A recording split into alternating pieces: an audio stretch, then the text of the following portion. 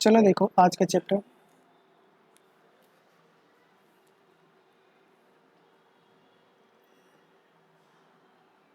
सब कुछ ठीक है। हाँ देखो, तो आज का 6th चैप्टर है, ये मैथ का है और चैप्टर का नाम देख ही रहे हो जैसा कि है रेखाएं और कोण। ठीक है, तो रेखाएं क्या होती है, कोण क्या होती है, इसके बारे में हम डिटेल्स में इस चैप्टर में पढ़ेंगे। तो इससे रिलेवेंट कुछ जो बेसिक डिफिनेशन होंगी वो पहले देख लेते हैं। तो इसमें जो सबसे पहली हेडिंग है वो डालो, छोटी छोटी डिफिनेशन है इसमें, उसके लिए जरूरी है। सबसे पहले लिखो रेखाखंड।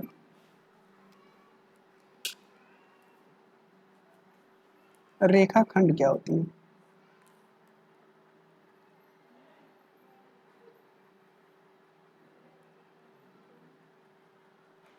लिखा है? लिखो। एक रेखा का, एक रेखा का वह भाग, एक रेखा का वह भाग जिसके दो अंत बिंदु, जिसके दो अंत बिंदु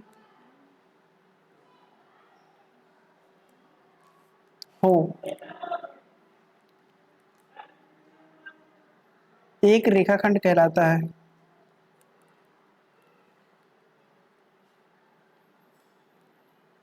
एक रेखाखंड कहलाता है।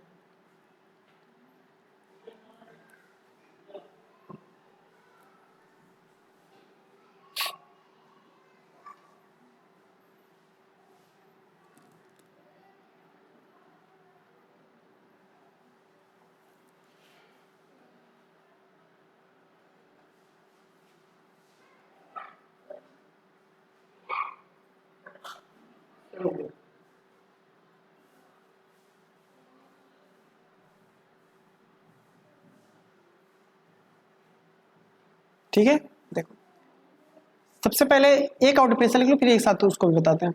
इसके बाद नेक्स्ट हेडिंग डालो बेटा, किरण। किरण,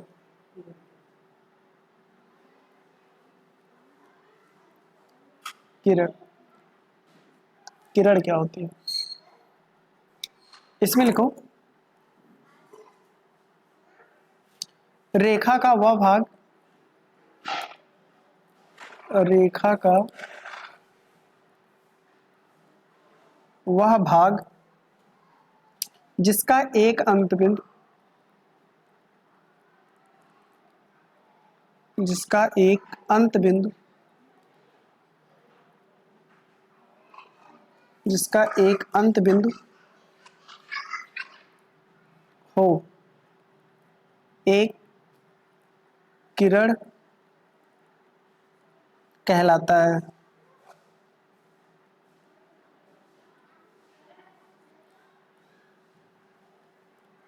ठीक है, लिख लिया?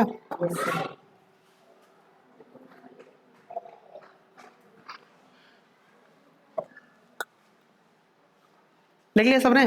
चलो देखो, अब मैं इसको समझाता हूँ, नेक्स्ट पेज पे चलता हूँ। लिख लिया बेटा?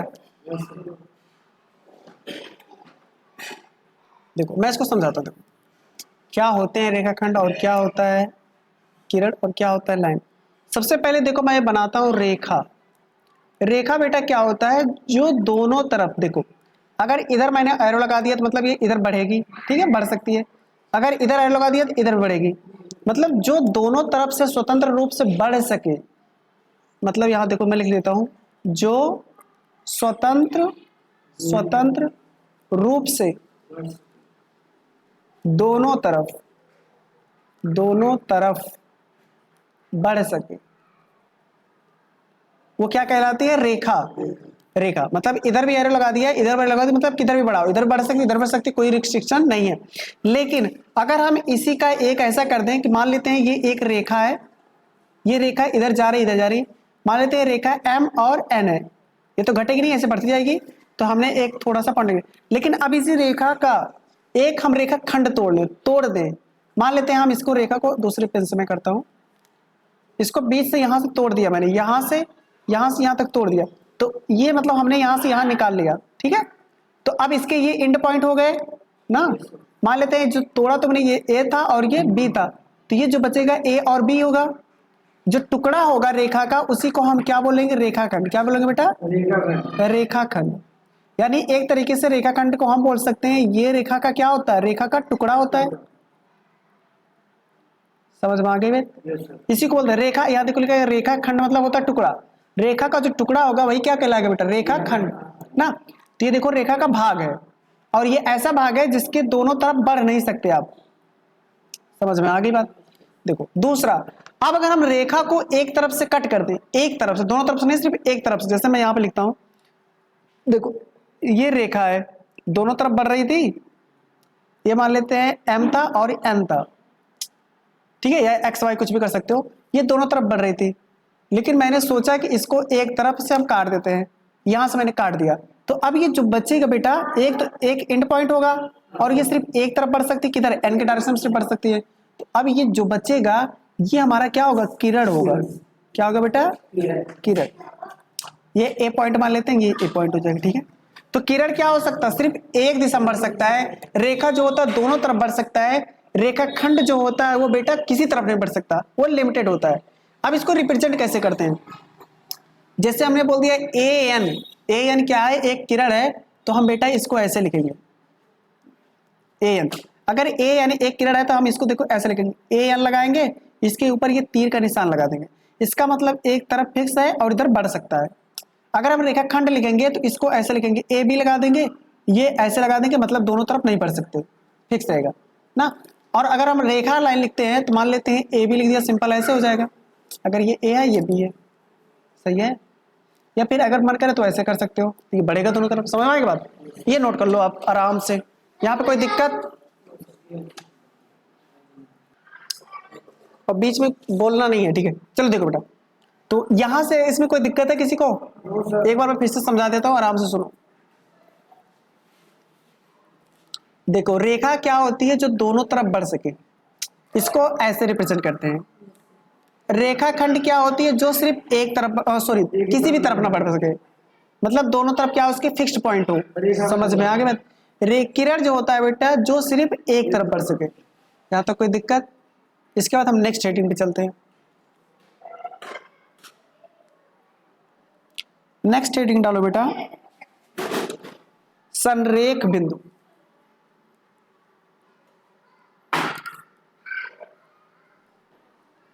संरेख बिंदु,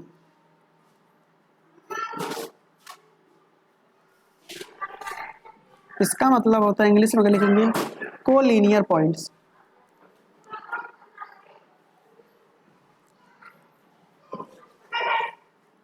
कोलिनियर्स पॉइंट, इसमें लिखो बेटा,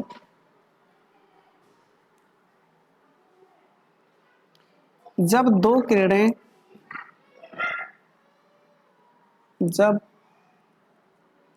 दो किरणें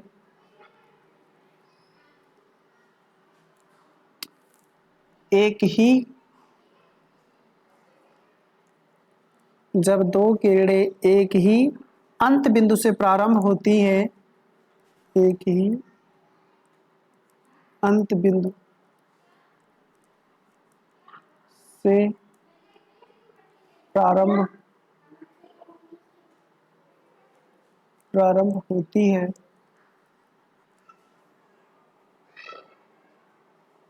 सॉरी यार मैंने क्या लिखवा दिया,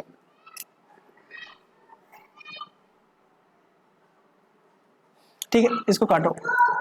नहीं नहीं नहीं रुको, मैं इसको ना डेफिनेशन चेंज कर देता हूँ, एक मिनट रुक जाओ। इसको मैंने कोड का डेफिनेशन लिखवा दिया।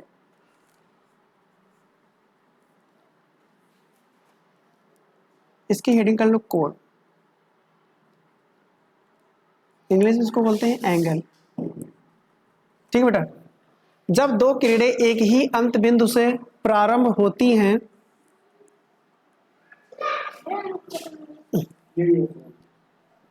ये लो बेटा पेन लो, ये चलो, एक ही अंत होती है, ये लिख लिया यहां तक। तो एक कोण,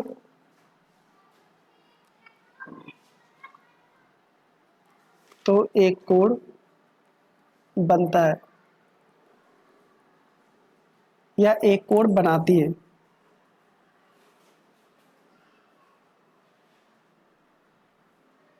लिख लिया यहां तक।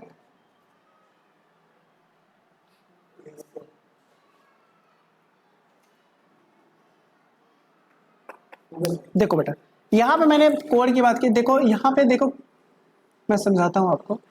यहां पे बोला गया दो किरणें होनी चाहिए, और दो किरणें जो होनी चाहिए एक ही बिंदु से स्टार्ट होनी चाहिए।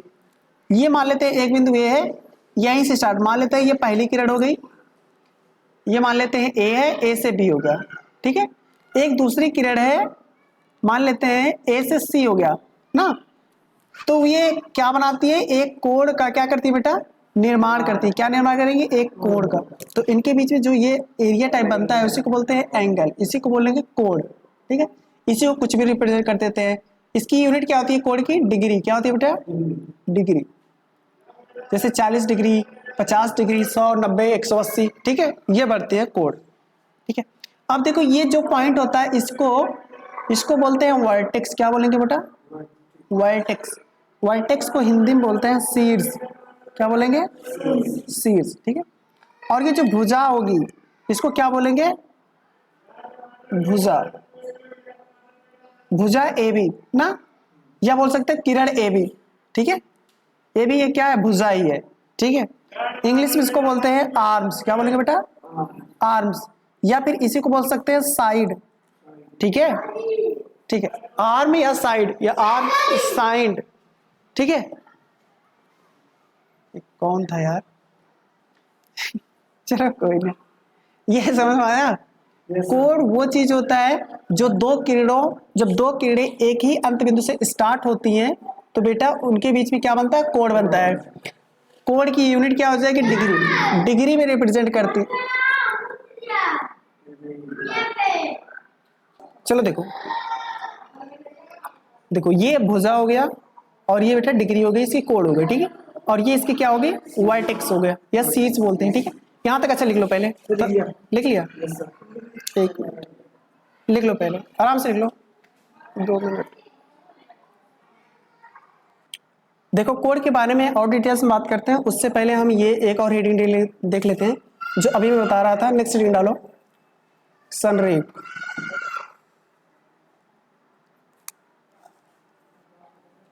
संरेख बिंदु क्या होती है,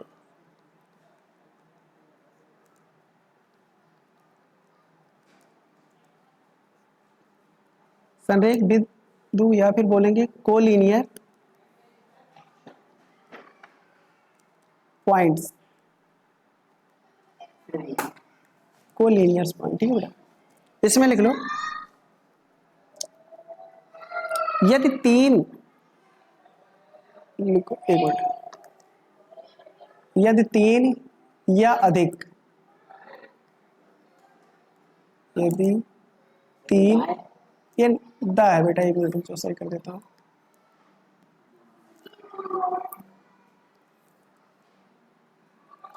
यदि तीन या अधिक बिंदु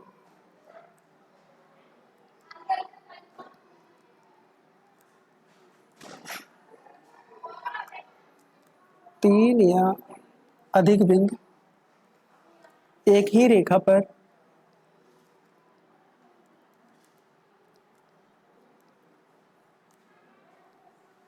एक ही रेखा पर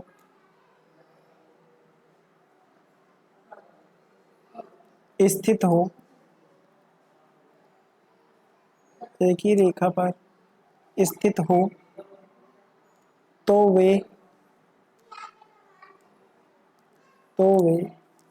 संरेख बिंदु कहलाते हैं। संरेख बिंदु कहलाते हैं।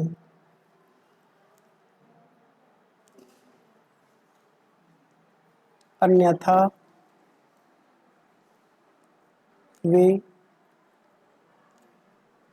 असंरेख,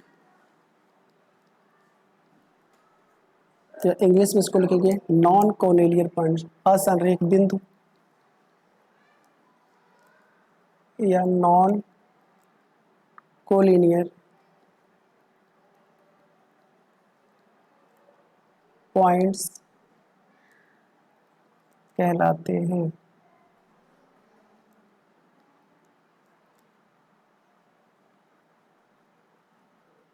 ठीक है,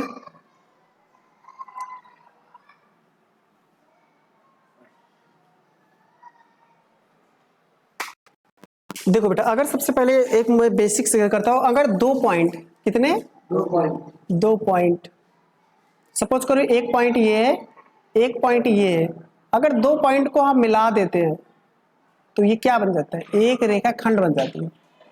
तो अगर इसमें एक तीसरा पॉइंट मैं मिला दूं, अगर मैं बोल दूं कि इसमें भी एक तीसरा पॉइंट है इसी के सामने यहां पे, तो इसका मतलब ये क्या हो जाएंगे, कोलिनियर। कोलिनियर का मतलब एक ही पे लाई करते हुए आगे बढ़ते हैं। अगर इसी पे और एक पॉइंट मिला दूं तो भी कोलिनियर हो जाएगा, इसी के आगे और मिला दो तो ये बढ़ती जाएगी ऐसे। एक पॉइंट मतलब एक लाइन में कुल कह सकते हो इनफाइनाइट, अनंत बिंदु होते हैं, यानी अनंत बिंदुओं से मिल करके एक रेखा बनती है, वही है और कुछ नहीं। अगर वो बिंदु एक लाइन में नहीं होंगे, अगर वो बिंदु एक लाइन, जैसे दो पॉइंट यहाँ थे, एक में यहाँ बना दिया, अब अगर मैं इसको मिलाऊंगा तो ये क्या होगा, कोलिनियर नहीं होगा ना, क्योंकि ये नॉन कोलिनियर हो जाएगा। मतलब हो जाएगा, हिंदी में बोलेंगे असंरेख, मतलब एक रेखा में नहीं होगा।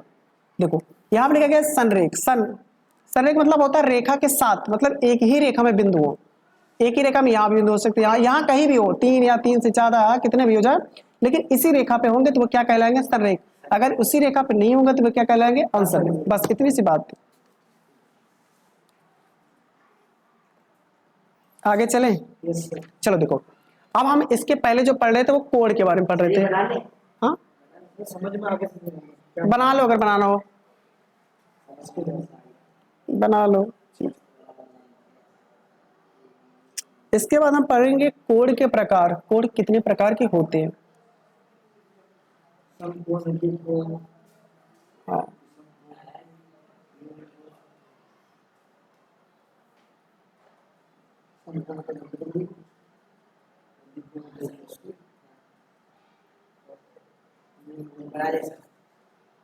हो गया बेटा, चलो तो आगे लिखो। देखो कोण समझ में आ गया था, दो किरण को मिलाने से, मतलब अगर एक ही पॉइंट से दो किरण स्टार्ट होते हैं, प्रारंभ होते हैं, तो उनके बीच में क्या बनता है, कोण बनता है या कोण बनाते हैं। ठीक है, नेक्स्ट हेडिंग डालो।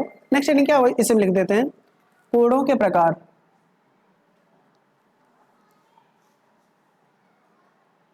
कोणों के प्रकार,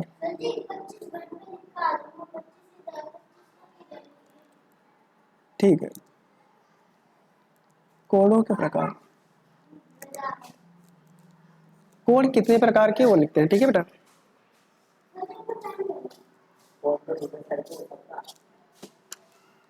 देखो इसमें सबसे पहला डालो बेटा हेडिंग, नियन कोण।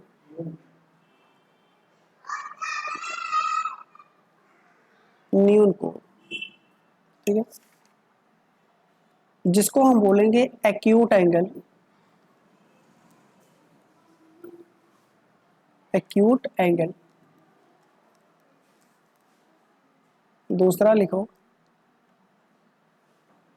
समकोण,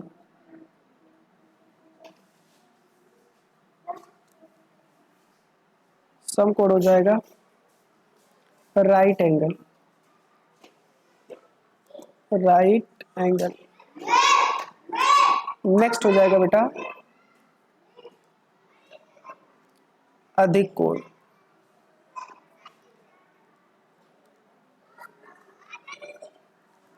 अधिक कोण, ये हो जाएगा ऑब्ट्यूस एंगल, ऑब्ट्यूस एंगल। ठीक है, नेक्स्ट फोर्थ हो जाएगा आपका रिज कोण, रिज कोण या इंग्लिश में इसको बोलते हैं straight angle, straight angle. Fifth लिखो प्रतिवर्ती कोण, प्रतिवर्ती कोण, इंग्लिश में इसका नाम लिख लो रिफ्लेक्स एंगल, रिफ्लेक्स एंगल। ठीक बेटा, इतने कोणों के बारे में हमें देखना है।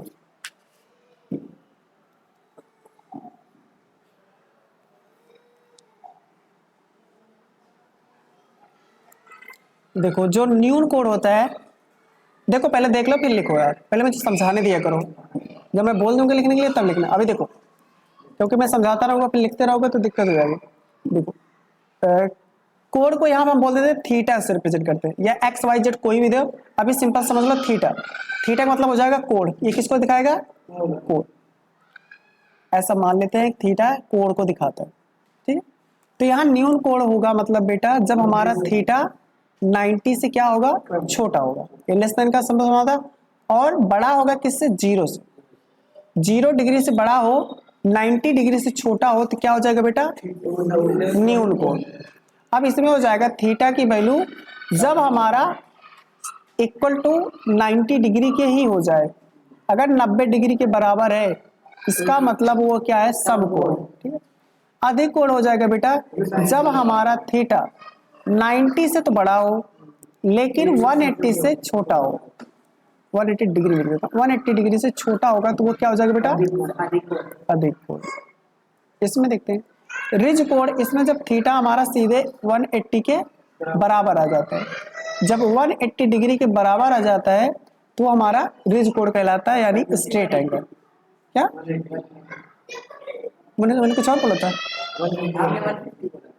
ठीक है, निकल गया होगा 180 डिग्री। ठीक है, आगे देखो ये रिफ्लेक्सिव एंगल जब होगा थीटा की वैल्यू 180 से ज्यादा हो, 360 से छोटा हो, तो वो क्या हो जाएगा बेटा?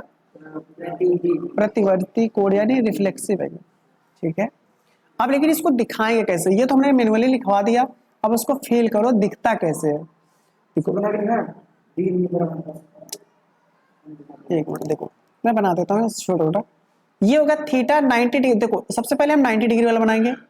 ये हो गया हमारा 90 डिग्री, कितने हो गया? ये 90 डिग्री ऐसे रिप्रेजेंट करते हैं। ठीक है, अब 90 डिग्री से छोटा बनाना है, 90 और ये हो गया 0 डिग्री और ये हो गया 90 डिग्री वाली लाइन। तो अब इन दोनों के बीच में कोई सा भी लाइन खींच दो, वो सारी के सारी क्या होंगे बेटा? न्यून कोण होंगे। चाहे ये कोई भी मिलाओगे सभी सभी न्यून कोण बनेंगे। 90 डिग्री अगर आप सिर्फ 90 डिग्री ही बना देते हो तो वो 90 डिग्री होगा ही और वो समकोण हो जाएगा। अब हमारे पास है 90 से तो बड़ा बनाना है लेकिन 180 से छोटा। सबसे पहले 180 बना दो, 180 ऐसे सीधा बन जाता है। ये हो गया कितना? 180 डिग्री का, 180 डिग्री। ठीक है, अब ये बताना है 90 डिग्री बना दो, ये हो गया 90 डिग्री। देखो ये 0 डिग्री, ये 180 डिग्री और ये 90 डिग्री। वो बताना है अधिक कोण होता है 90 डिग्री से बड़ा, मतलब इस लाइन में कोई भी एंगल आ जाए। अगर यहाँ पे कोई एंगल आएगा तो वो क्या हो जाएगा बेटा? अधिक कोण। लेकिन अगर 180 के बराबर आ जाए ही, ऐसे ही हो जाए, तो ये क्या हो जाएगा? 180 डिग्री के बराबर, और ये क्या होगा बेटा? रिज कोण, स्ट्रेट। ठीक है, इसके बाद हम बात कर लेते हैं 180 से तो बड़ा हो, तो सबसे पहले 180 वाला बना दो। यहाँ बना देता हूँ, ये हो गया 180 वाला ना, और ये हो गया तुम्हारा, देखो ये टोटल हो गया 180, 180 ये हो गया 180, 180 में 90 जोड़ो 270, ये कितना हो गया? ये 270 वाली हो गई। यहाँ पर कलर मैं चेंज कर देता हूँ थोड़ा सा, देखिए जिससे ये हो गया 270 वाला, और ये हो जाएगा कितना? अगर इधर से घूम के पूरा इधर आते हो तो ये हो जाएगा 360 डिग्री ना, घूम के आओगे यहाँ से। तो ये जो हमारा एंगल होगा 180 से तो बड़ा हो लेकिन 360 से क्या हो? छोटा हो।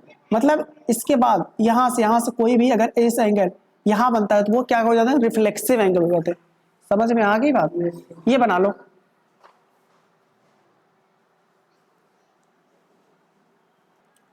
चलो देखो, अब मैं कुछ एग्जांपल देता हूं, आपको बताना पड़ेगा कौन सा एंगल है। ये समझ लो टोटल कितने टाइप के हैं? 5। समकोण, न्यून कोण, अधिक कोण, रेज कोण, प्रतिवर्ती कोण। ठीक है, चलो देखो एक मिनट। अच्छा ये याद हो गया? याद करने में कोई दिक्कत तो नहीं है ना?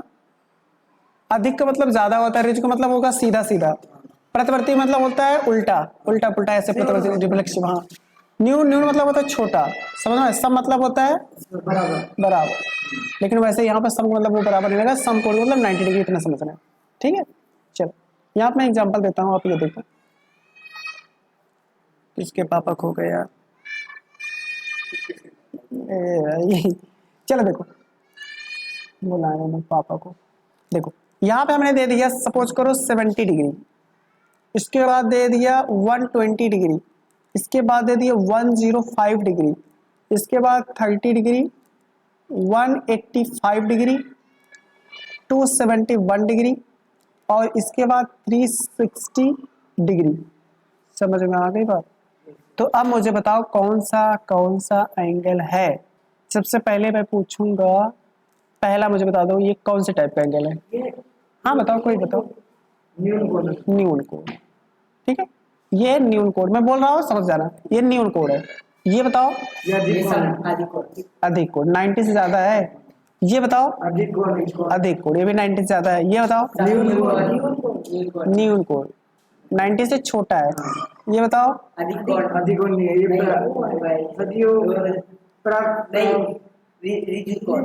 ना ना ना, प्रावर्ती कोण है। प्रतिवर्ती 180 से ज्यादा है। ये बताओ ये प्रावर्ती कोण है। हाँ प्रतिवर्ती। ये बताओ 360 डिग्री के बराबर है प्रतिवर्ती के ऊपर, ठीक है। वैसे एक तरीके से ये जब बनता है ना एक सर्कल बन जाता है, ठीक। देखो यार, और इसके बाद ये 90 डिग्री क्या होता है बेटा, समकोण। 180 डिग्री क्या होता है, अधिक कोण। ठीक, ये रिज कोण होता है। 180 डिग्री रिज कोण, ठीक है। चले आगे, यस सर। इतना समझ गए ना।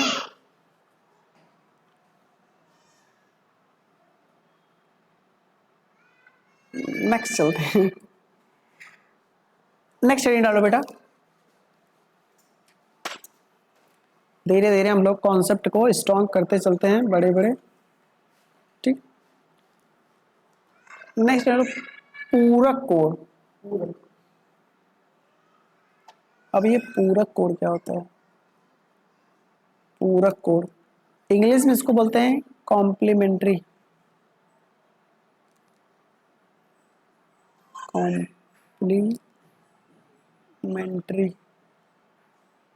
एंगल्स, कॉम्प्लीमेंट्री एंगल्स, पूरक कोण, ठीक है बेटा। लिखवाऊं इसमें,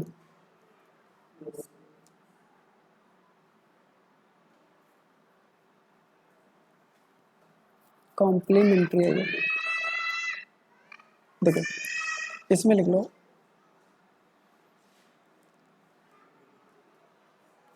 यदि, यहाँ लिखते हैं, यदि दो कोणों का योग, यदि दो कोणों का योग, योग मतलब जोड़, सम, ठीक, योग एक सम कोण के बराबर हो, एक सम कोण, एक सम कोण के बराबर हो, बराबर हो, तो ऐसे कोण, ऐसे कोण पूरक कोण होते हैं, पूरक कोण होते हैं या कहलाते हैं। समझ में आ गई बात? एक और इसी के नीचे हेडिंग लिख लो, तब एक दोनों साथ बता देंगे। समपूरक कोण, समपूरक कोण इंग्लिश में इसको बोलते हैं सप्लीमेंट्री एंगल, सप्लीमेंट्री।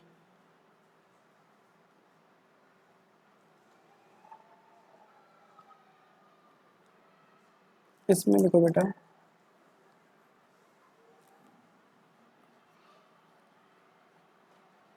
जब दो कोण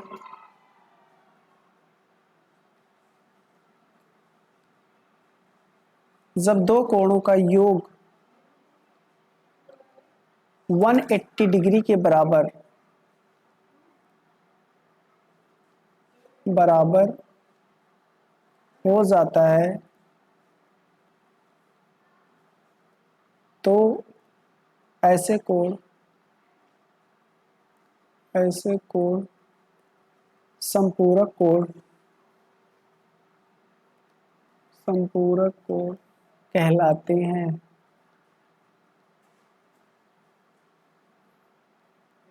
ठीक है, अब मैं समझाता हूं, फिर आगे लिखना, पहले अब मुझे समझाने दो। देखो बेटा, पूरक कोण क्या होते हैं? पूरक कोण वे कोण होते हैं जिनमें हम दो कोणों को जोड़ दें समपूरक के बराबर जाए, इसका मतलब 90 डिग्री।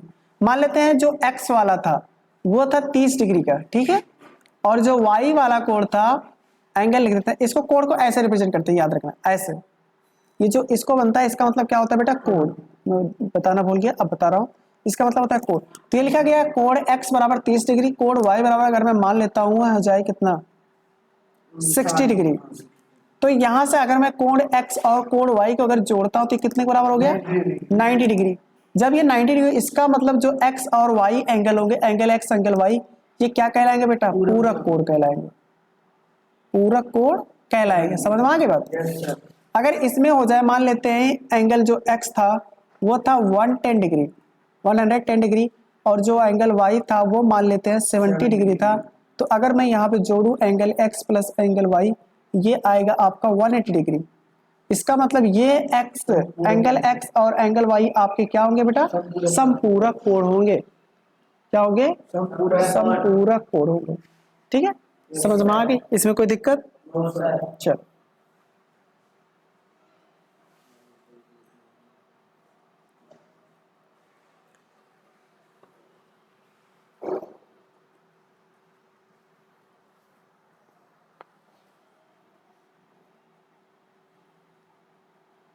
इसमें नो सर। चलो ठीक है, तो आगे चलते हैं। Yes sir. धीरे धीरे अभी हम अपना बेस बना रहे हैं, जब हमारा बेस बन जाएगा तो हम कौन उस पे घुसेंगे एक्सरसाइज पे। उससे पहले नेक्स्ट हेडिंग डालो बेटा।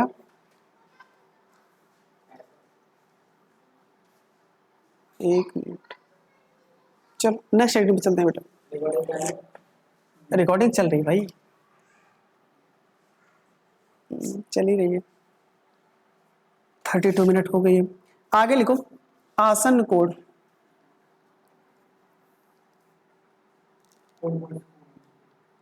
आसन,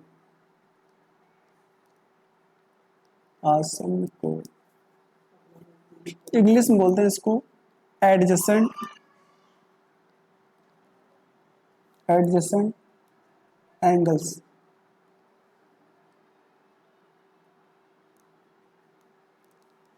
एडजेसेंट का मतलब क्या होता है हिंदी में? सटा हुआ ना? ठीक,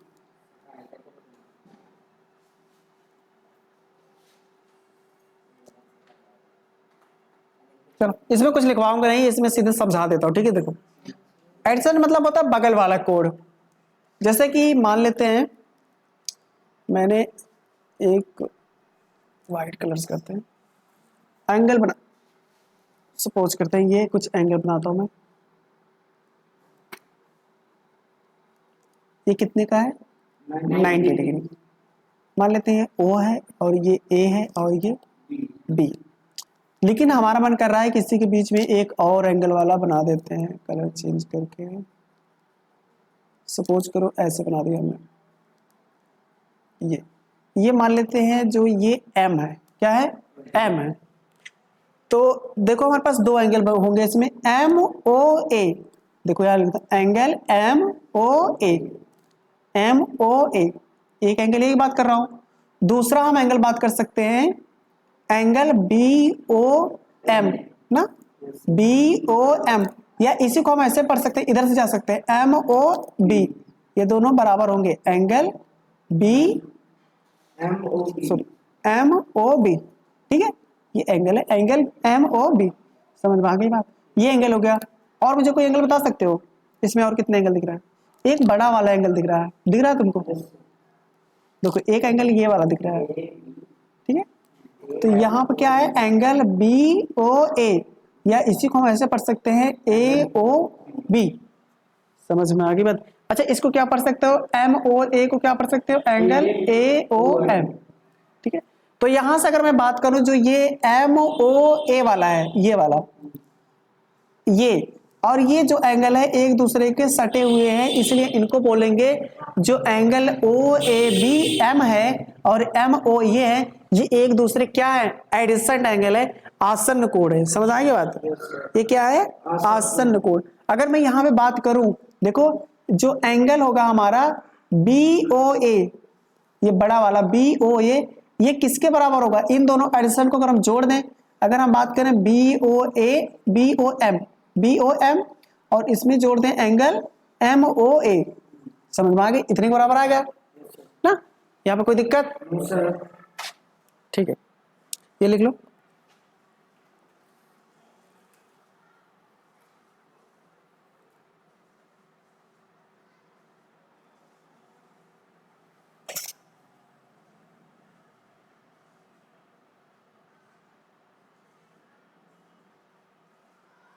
और एक चीज ये देखो, ये जो होता है ना बेटा, इसको वर्टेक्स बोलते हैं। अभी कुछ टाइम पहले बोला था, अगर दो कोण है तो ये दो को ओ वाला दोनों मारा है, तो इसलिए ओ जो होगा इसको बोलेंगे उभयनिष्ठ,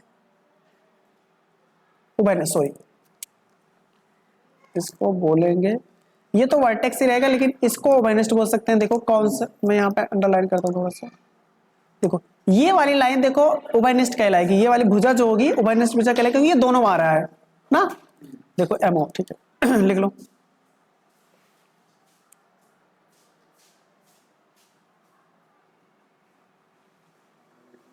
हो गया बेटा।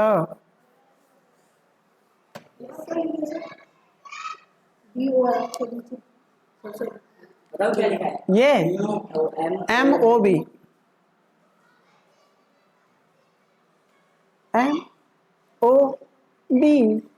MOB हो गया। चलो ज्यादा तुम लोग टाइम वेस्ट मत करवाओ, आगे चलते हैं, फिर देख के वीडियो लिखना। चलो आगे चलते हैं। समझने ज्यादा इंपॉर्टेंट है क्योंकि लिखी लिखा है तुम्हारी किताब में है, ठीक है। समझाने वाला कोई चाहिए तो वो काम मैं कर रहा हूँ, लिखने वाला बाद में काम कर लेना। आगे लिखो, हेडिंग डालो। हेडिंग क्या, आप सिर्फ देखो, हेडिंग वोडिंग घर पे डालना, सिर्फ देखो। आगे मैं लिखता हूँ कोणों का रैखिक युग्म, रैखिक युग्म।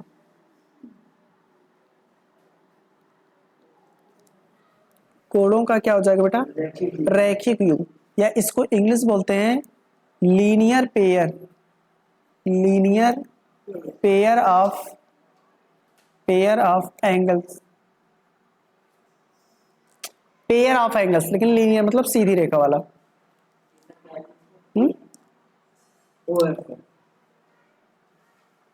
क्या बोल रहे हो?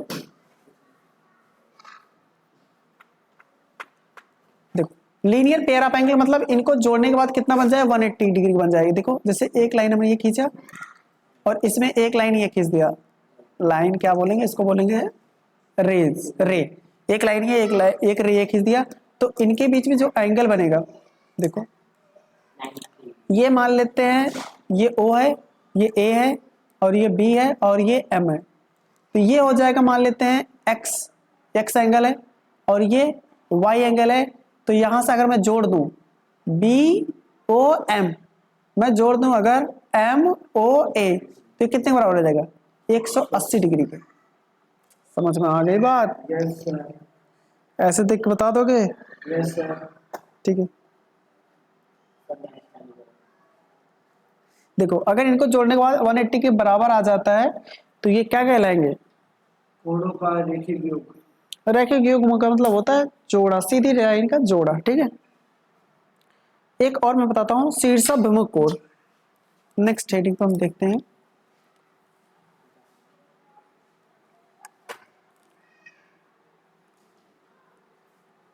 लिखने वाला काम मत करो बेटा, बोल रहे ना, क्योंकि अभी समझो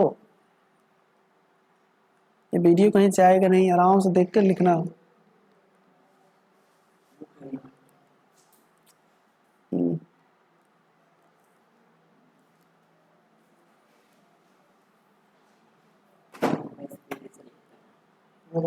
शीर्षाभिमुख कोण, ठीक है। यहां पे देखेंगे, सपोज करो एक लाइन ये है, लाइन वो होती है, रेखा वो होती है जो दोनों तरफ बढ़ सके। एक लाइन ये है, एक लाइन ये है बेटा, ठीक। दो लाइन हो गई। अगर हम नाम दे देते हैं इन दोनों का, सपोज करो ये पॉइंट O है, ये A है और ये B है, ये M है और ये N है, ठीक है। तो ये जब देखो ये वाली पहली लाइन है, इसको बोलते हैं सपोज करो L1, L1 मतलब पहली लाइन, पहली रेखा। इसको हम बोल देते हैं L2, ये दूसरी रेखा है। तो जो पहली लाइन है वो दूसरी लाइन को एक पॉइंट पे कट कर रही है, या दूसरी लाइन जो है पहले पॉइंट को एक पॉइंट पे कट कर रही है, एक बिंदु पे कट कर रही है। उस बिंदु को क्या नाम बोलते हैं बेटा? प्रतिच्छेदित बिंदु। प्रतिच्छेद। प्रतिच्छेद बिंदु बोलेंगे। क्या बोलेंगे? प्रतिच्छेद।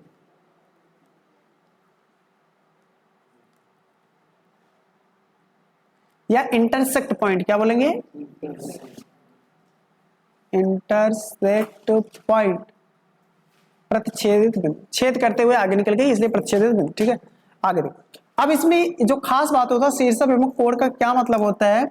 इसका मतलब ये होता है बेटा, आमने सामने जो एंगल बनेंगे ना वो एक दूसरे के क्या होंगे? बराबर होंगे। देखो ये वाला एंगल इसके बराबर होगा और ये वाला एंगल इसके बराबर होगा, बस इतनी सी बात। इसका मतलब ये एंगल का क्या नाम दे सकते हैं?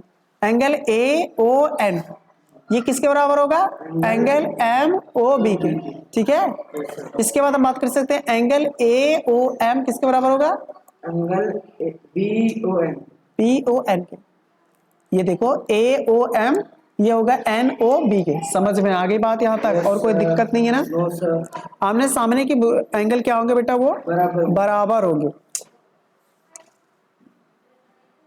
और इसको इंग्लिश में बोलते हैं वर्टिकली अपोजिट एंगल। वर्टिकली मतलब होता है आमने सामने वाला, अपोजिट। ठीक है, वर्टिकली सीधे सीधे और अपोजिट एक दूसरे के सामने जो एंगल बनेंगे वो दूसरे क्या होंगे बेटा? बराबर होंगे। चले आगे। Yes sir.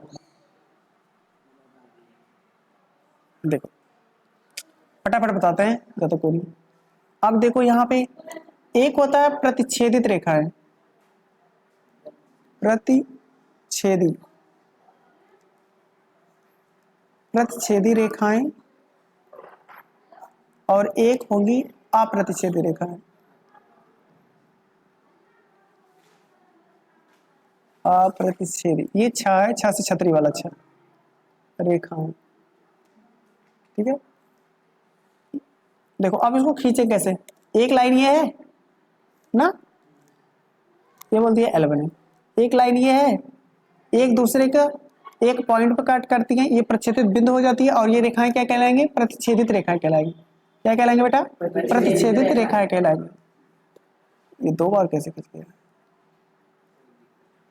चलो एक भी बात नहीं, खींचेंगे। प्रतिच्छेदित रेखाएं होंगी।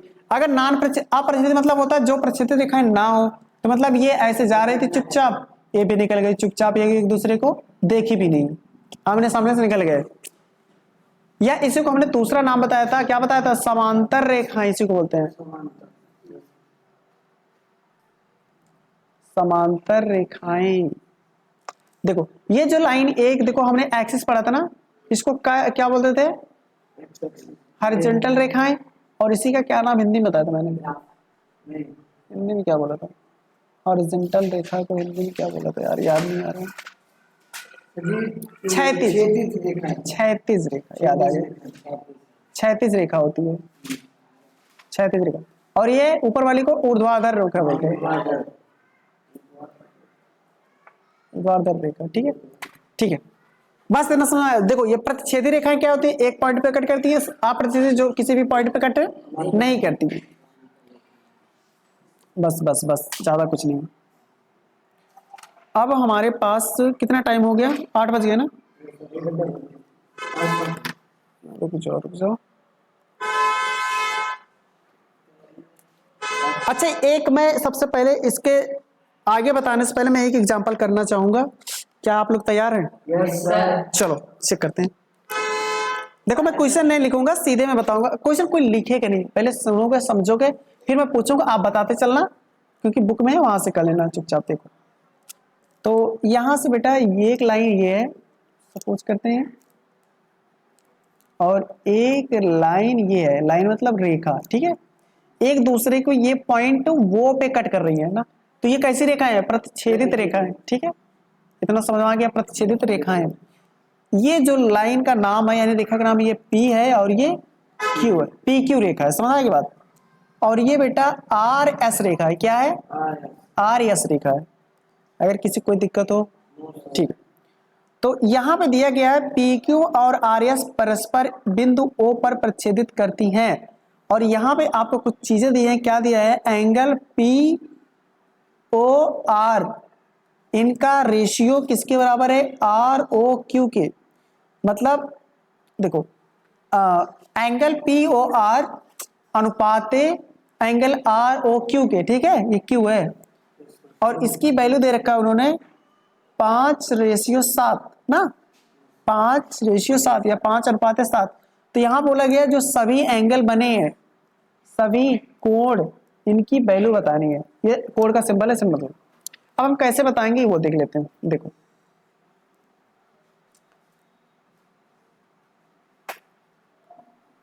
देखो तो यहां पे सबसे पहले हम इसका यूज करेंगे ना। देखो ये लिखा गया है एंगल पी ओ आर अनुपाते का मतलब इसको हम बटे में लिख सकते हैं, angle R O Q Q, ये लिखा गया है 5/7 के। समझ में आ गई बात। ऐसे लिखा है, हम इसको देखो यहाँ पे लिख सकते हैं, सपोज करो यहाँ पे x लिखा है, x क्योंकि x x कटेंगे तो वही बराबर हो जाएगा। इसका मतलब हम ये बोल सकते हैं एंगल पी ओ आर हमारा 5x के बराबर है, तो एंगल आर ओ क्यू को हम बोल सकते हैं 7x के बराबर है। इतना एंगल है, x यहाँ पे डिग्री है ना, ऐसे मान लेते हैं।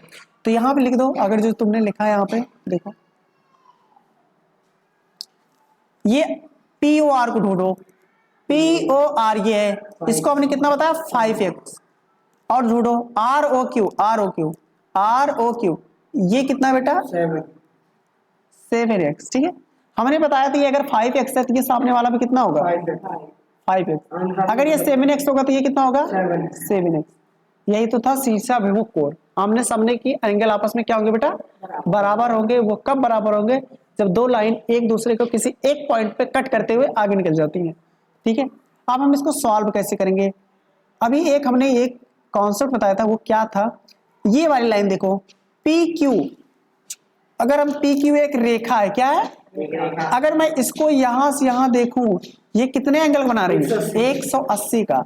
तो 180 कौन कौन बना रही है, अगर P O S, angle P O S हम किस में जोड़ दें, एस ओ क्यू में, एंगल एस ओ क्यू में, तो ये कितने बराबर हो जाएंगे 180 के। समझ में आ गई बात।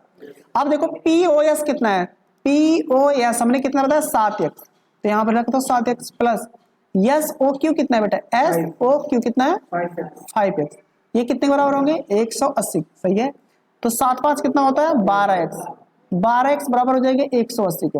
अब ये मल्टीप्लाई में 12 हो जाएगा, डिवाइड हो जाएगा, यानी x बराबर हो जाएगा 180/12।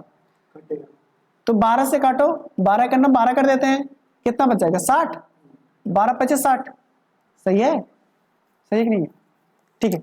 तो यहां से x की वैल्यू कितनी आएगी 15, अगर x की वैल्यू 15 आ गई तो यहां पर रख दो, जो एंगल पी ओ आर होगा बेटा 5×15 हो जाएगा ना, और ये जो आर ओ क्यू होगा ये क्या होगा 7×15 होगा, तो 15×7 कितना होता है 105 डिग्री, और ये 15×5 कितना होता है 75 डिग्री। समझ में आ गया, एंगल पी ओ आर हमारा आ गया 75 डिग्री और एंगल आर ओ क्यू आ गया 105 डिग्री। तो यहां देखो एक दो, दो एंगल तो हमें मिल गए ना। देखो अब अगर हमें दो एंगल मिल गए, हमें चार एंगल, हमारे कितने एंगल दिख रहे हैं 1 2 3 4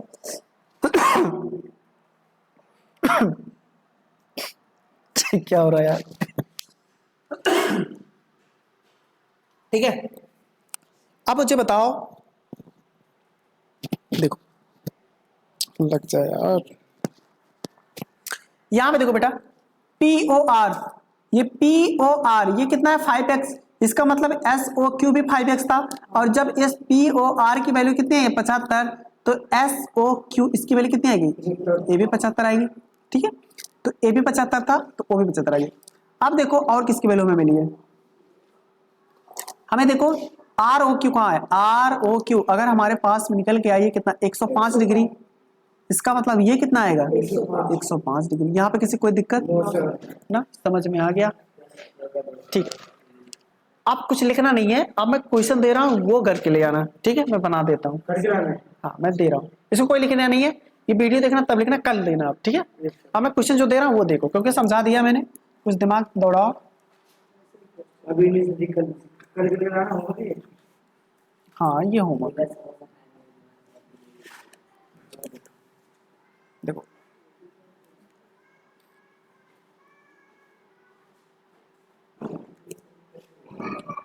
ये P है, ये Q है, R है, S। ये किसी एक पॉइंट O पे कट कर रहे हैं, ठीक है। अब यहाँ पे हम ये दे देते हैं बेटा, यहाँ पे दिया गया है angle POR ratio angle POQ, इसकी वैल्यू दे देते हैं 5 और 7 का। कितना? 5 और 7 का। तो यहाँ पे सभी एंगल बताओ, लिखो। मुझे आर आर लिखना पड़ेगा पी की जगह पर। अच्छा ये आर था, आर ही बोल रहा था, आर हो, ठीक है। तो सभी एंगल बताओ या कोड बताओ, लिखो, क्वेश्चन तो लिख लो। ये वीडियो देख के लिखेंगे ना।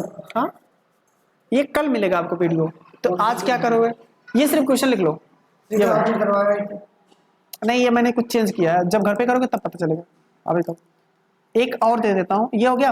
अगर मैं दे दूं POR, अगर इसका रेशियो ROQ कितना हो जाए, एक मैं कर देता हूँ 3:5 की, कितने? 3:5 की। ये करो, ये कट जाएगा कि नहीं?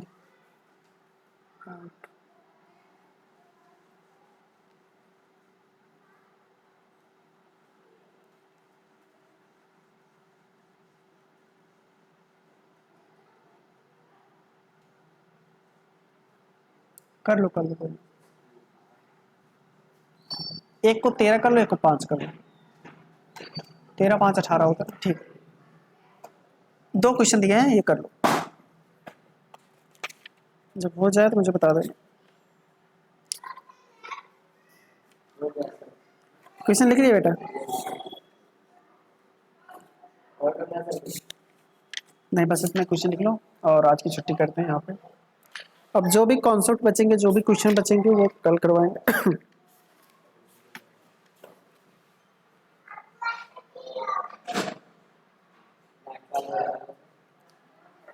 हाँ करते हैं, लिखने। लिख लिया सबने? हैं